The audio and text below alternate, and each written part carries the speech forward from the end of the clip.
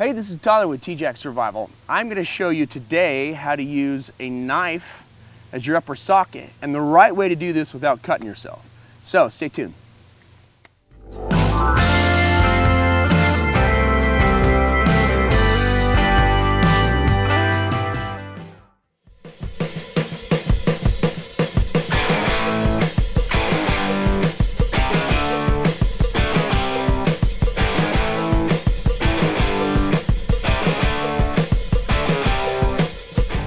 Okay guys, so I'm watching some videos on YouTube lately. I know, that's dangerous. And I see a lot of people that really don't know how to use these sockets that they have in knife handles, and it concerns me. So I'm gonna show you just a real quick way to bust a coal using that little socket with your bow drill.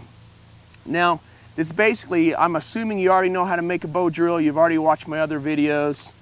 You're confident at running the bow drill. But what you want to do is to be able to use your knife so that you either don't have to pack a hand piece around with you or you don't have to make one every single time. So I've already got a hearth board here. I'm going to do another burn in real quick. Use this knife. Before I get a lot of questions, this is the Bracamo by Tops Knives. This is the one I'm going to be using in the jungle here in about a month that we're going to go down. So I'm going to choke high on this puppy. Do a nice little burn-in spot. You don't have to do this very deep because essentially what you're going to do is you're going to make sure that your spindle base is pointy-ish.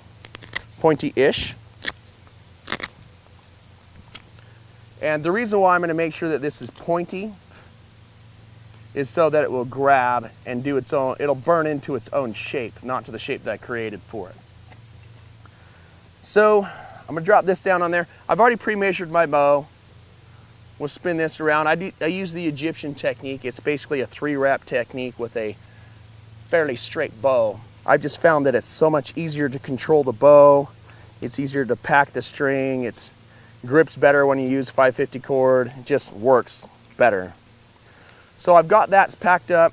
Now what I'm going to do is either you can make a sheath that you leave it in the sheath the whole time, or you just aim that blade away from you. Don't aim it towards your leg. That's just asking to split yourself open. Now to do my burn-in process, that tip that I just cut, I'm gonna put it right there. Use this socket piece right here inside the handle. Hold it, I'm gonna brace it against my leg, and I have it in the center of my palm. If you use it on the edge, the weight of the blade falls. It just doesn't work really well. So put it in the center of your palm. And then I'm going to go ahead and get this burned in. So basically all I'm going to do, slide my leg out of the road. Nice and smooth. If your bow isn't nice and smooth and glassy like this, you need to refine something. There I go, slide it out. When you have a bow that's not glassy and smooth like that, usually your spindle's not straight or it's rattling around in the socket up top. Whatever it is, figure it out and get it fixed. Otherwise, you're just expending extra energy you don't need to expend. And again, the majority of running the bow drill is about identifying problems and fixing them so that it runs smoothly. Because once you get a good hole burnt in, you should be able to bust a coal in a very short amount of time.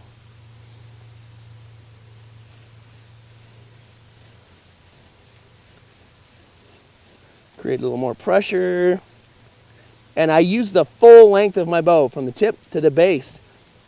If you're just short stroking it, you're wasting your time because you're basically putting too much effort with not enough return. Why make a longer bow and then only use part of it? That's just a complete waste.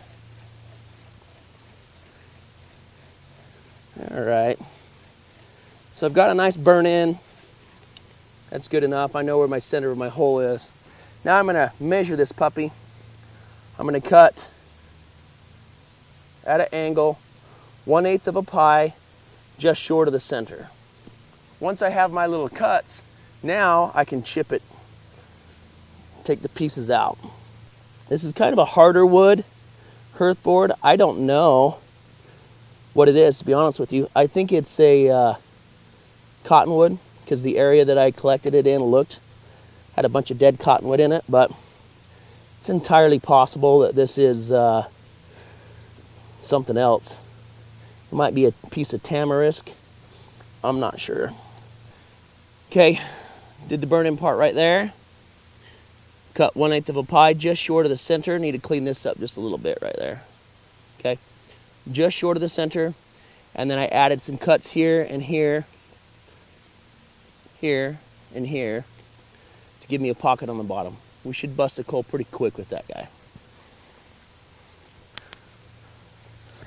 All right, so I need a leaf. Got to have something to put my coal on.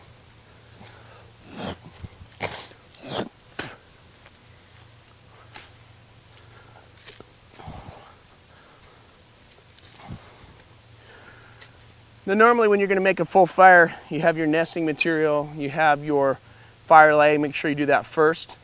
This video is just to show the technique behind running the bow drill, so I'm just going to go to the point of having a coal. Now, the proper technique that I use is you get that big Captain Morgan stance, right? Nice and wide, because this gives me the ability to lean pressure down and it keeps me nice and stable. Being stable is absolutely key. The other thing you want to do is aim this towards you. I'm aiming it towards the camera so that my viewers can see it, but you aim it towards you and it gives you the ability to better see when the coal pile starts to roll smoke off the bottom of it. Okay, now that I got my spindle cleaned up just a little bit, it's kind of ugly looking.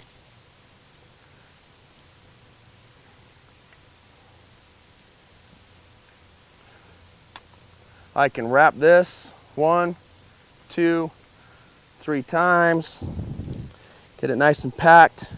Got my fat side on the bottom, skinny side on the top.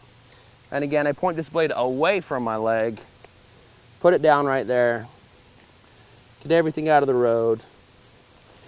And if you do it right, you should always be able to get a coal from the kit that you made. If you choose the right woods, if you know what you're doing, you should always be able to get a coal. If you're having a problem getting coals from your kits, it's either not dry, you use the wrong material, you're doing something wrong, okay? So, with this, it's a little bit loose of a blowout here. Let's try that again.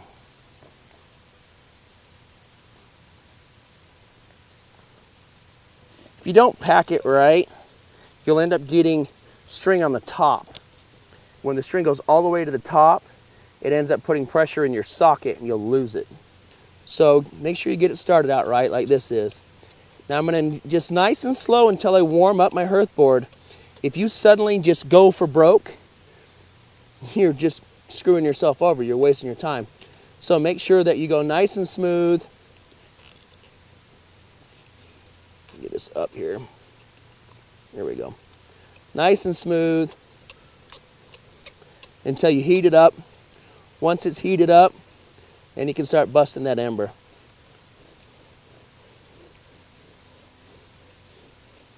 It's more about pressure and less about speed than anything else.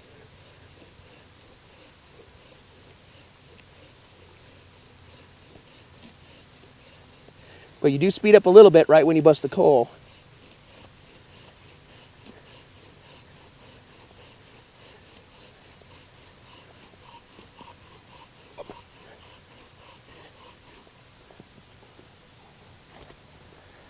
Okay, because I had that blade pointed away from me, it's much safer than I'm not going to cut my leg open. So once I've got that coal, I'm going to tip this ash down, drop it in. I probably had a coal for quite a while there, but I wanted a bigger pile, so I kept going. Plus, I couldn't see it because I was facing it towards my viewers. So I'm going to let that breathe for a minute. Go ahead and wrap up the string here.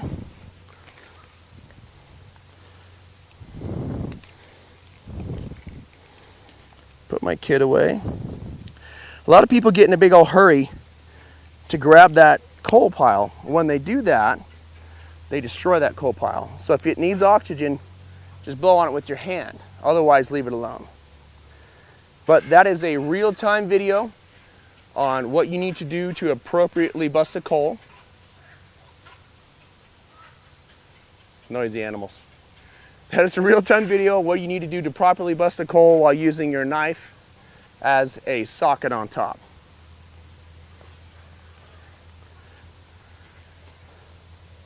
There you go.